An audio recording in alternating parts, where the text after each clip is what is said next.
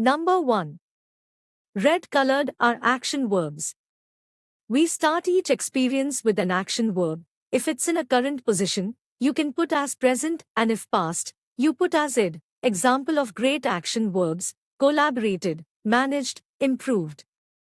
Number 2. Orange colored are hard skills. We put the specific hard skills and platform-based skills throughout resume to show that you fit the job description's qualifications. At the bottom, you also have the skills and match them to your experiences where applicable, which you can do for your own resume. Example: I was going into strategy operations, so I put relevant skills pertaining to the industry.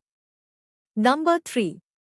Not colored, but at the top is education. Put where you graduated, GPA if over a 3.5, organizations awards, etc. IMO relevant coursework is optional. You can add this if you don't have relevant experience yet or are working on gaining those experiences. Header. Location as city, state, LinkedIn, linked, phone number and email, optional, portfolio, personal website. Number 4.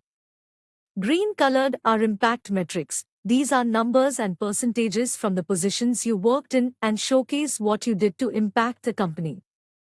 How did you get these numbers? Through A. Asking your peers, managers. B. Calculated estimations based on observations.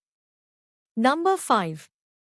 Cyan colored are impact statements before the number percentages.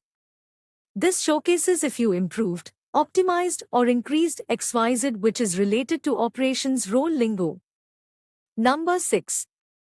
Yellow colored are sun skills. More broad or simple statements. These are relative to collaboration, providing recommendations, and identifying solutions to potential problems. Note: education at the top if a student new grad. Move to bottom after experiences once early in career professional.